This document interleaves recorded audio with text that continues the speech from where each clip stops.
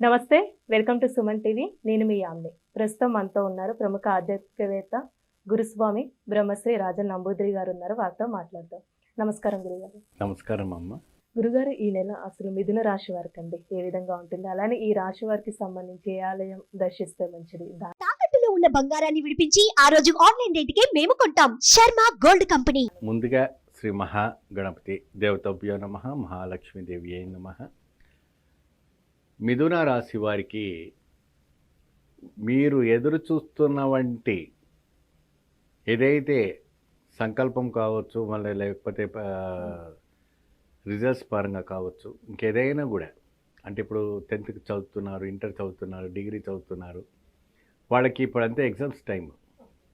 మేము pass అవుతామా, pass అవ్వమా, ఏ విధానంగా మేము ఇదవుతామా వినే వాళ్ళకి కొద్దిగా భయాందోళన అన్నది కలుగుతుంది. మీరు మిథున రాశి వారికి ఎటువంటి భయపడే విషయం లేదు. అందరూ కూడా చాలా చక్కగా చదివిన వాళ్ళకి మంచి మార్క్స్తో మంచిగా పాస్ అవ్వడానికి అవకాశాలు ఉంటాయి విద్యార్థులకి. ఇకపైన ఉద్యోగస్తులకు, ఫైనాన్స్ వ్యాపారం చేసే వాళ్ళకి, మరి ఇతర వ్యాపారం చేసే వాళ్ళకి, రైతులకి, అధికార ఉద్యోగం పదవిలో ఉన్న వాళ్ళకి, ఇంకా వేరే ఒక రంగాలు ఉన్న వాళ్ళకి కొద్దిగా వేరే రకంగా ఉండబోతుంది. ఎందుకు అప్పుడినే ఇక్కడ 9 గ్రహాల్లో 4 గ్రహాల్లో 3 గ్రహాలు వెతికేస్తున్నాయి.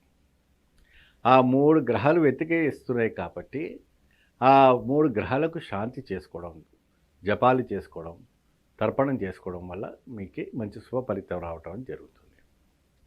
ఈ రాశి వాళ్ళు ప్రత్యేకమైన వంటి రైతులు మరియు గవర్నమెంట్లో పనిచేసే వాళ్ళకి ప్రమోషన్స్ రావడం, ఇప్పుడు అధికారం పార్టీ మారింది కాబట్టి బదిలీ కావటం, ఈ స్థానం నుంచి ఆ స్థానం బదిలీ కావడం, ఆ బదిలీ అయ్యేటప్పటికి కొంతమందికి భయాందోళన కలగటం అనేది మొదలైంది.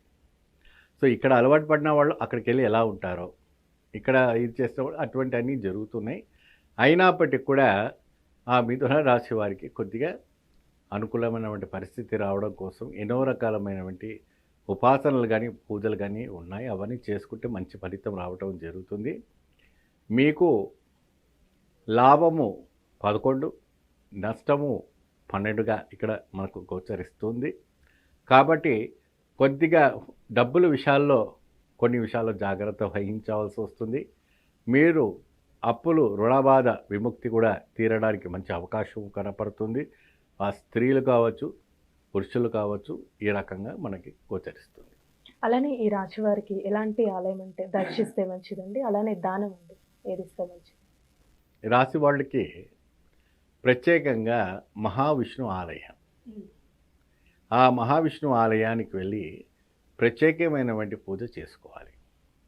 ఆ ప్రత్యేక పూజలు ఏంటంటే విష్ణు సహస్రనామ. ఇక్కడ 3 గ్రహాలు వ్యతిరేకిస్తున్నాయి కాబట్టి రాహు, కేతు, శని, ఈ 3 గ్రహాలకు వీళ్ళు ప్రత్యేకంగా గురువారము కానీ లేదంటే ఆదివారం కానీ, ఆదిత్యం అంటే గురువారం కానీ లేదంటే ఆదివారం రోజున వీళ్ళు ప్రత్యేకంగా గ్రహశాంతి చేసుకోవడానికి మంచి అవకాశం ఉంటుంది. ఇది ఎక్కడెక్కువ చేస్తారంటే శ్రీకాళహస్తిలో, ఆ కాళహస్తి మన శివుడి గుడి ఉంది కదమ్మా, అక్కడికి వెళ్తే వీళ్ళు ప్రత్యేకంగా రాహుకేతు శాంతి, మన శనీశ్వరు శాంతి చేసుకోవడం అంటే మంచి ఫలితం లభిస్తుంటుంది.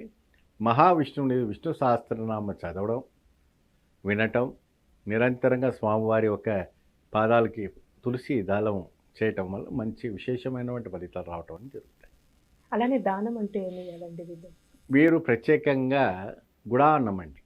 గుడాన్నం అంటే భగవంతుడికి నివేదన పెట్టినటువంటి గుడాన్నం ఉంటుంది కదా, బెల్లంతో తయారు చేసినటువంటి పాయసం. ఆ పాయసం ఏమి చేయాలంటే దాంట్లో పచ్చకర్పూరము వేసిన వంటి పాయసాన్ని చేయాలి. పచ్చకర్పూరం అంటే పెద్దగా వేసి చేదుగా అయిపోతుంది.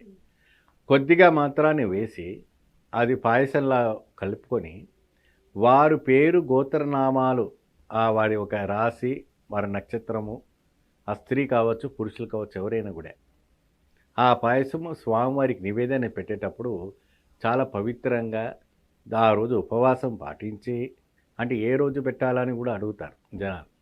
ఇది శుక్రవారం రోజు కానీ, శనివారం రోజు కానీ, స్వామివారి ఆలయానికి వెళ్ళండి.